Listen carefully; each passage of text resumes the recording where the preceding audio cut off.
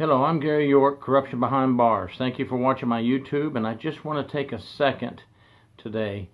I'm going to show you a news clip that's 3 minutes long from NBC2 when they interviewed me about the death of an inmate at Charlotte Correctional Institution in Florida.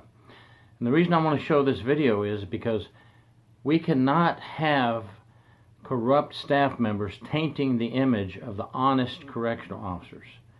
Every time we have a staff member help someone escape, such as an escape at Dannemora in New York, or the one that just happened a couple of days ago in New Mexico, where a deputy was arrested for aiding 3 inmates in an escape from a county jail.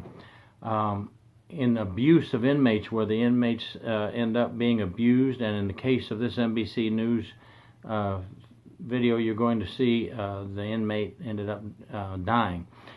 So we must remove the cancer to protect the honest officers.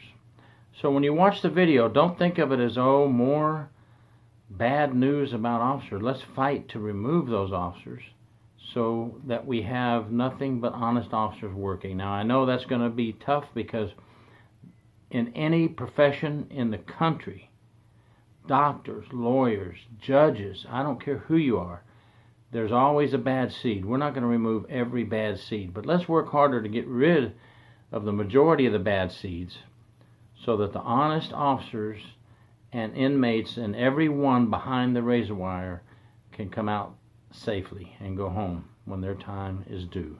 Thank you very much. 3-minute clip coming up. We're talking wrongful deaths, cover-ups, illegal activity inside CCI. This former prison inspector has just about seen it all. Tonight, we are finding out brand new information concerning the April 11th death of inmate Matthew Walker, all while gathering insight from this former prison inspector about how to weed out corruption inside the state's prison system. Charlotte has always been talked about as a prison with bad luck. Bad luck and grave consequences, too.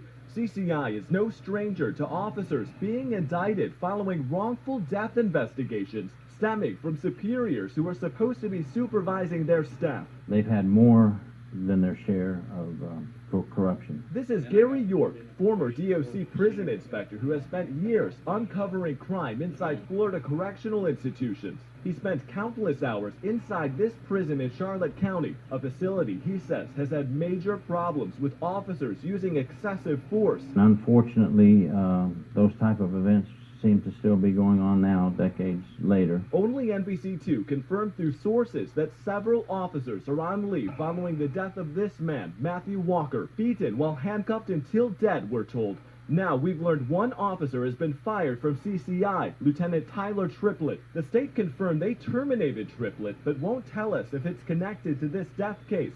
Sources say the lieutenant provoked Walker the night of his death. The officer had no comment when we went to his home today. A lot of officers at that prison have unfortunately lost their jobs because of excessive force. York says this could end up being an example of 3 things he says officers aren't learning. When force should be used, how force should be used, and when force should be stopped. Many times, York claims force continues by CCI officers long after it should, and it's turned deadly in the past, most notably the Edwards case in 1997, an inmate beaten over a period of 5 days. Strapped down to a metal bunk with leather restraints, bloody from head to toe with bruises all over his body. These violent, disturbing cases are something York says could easily be prevented by implementing a system that several agencies already practice. York says there needs to be better hiring and background checks. Unlike most Florida Sheriff's Office employees, prison workers don't have to take psychological or polygraph exams.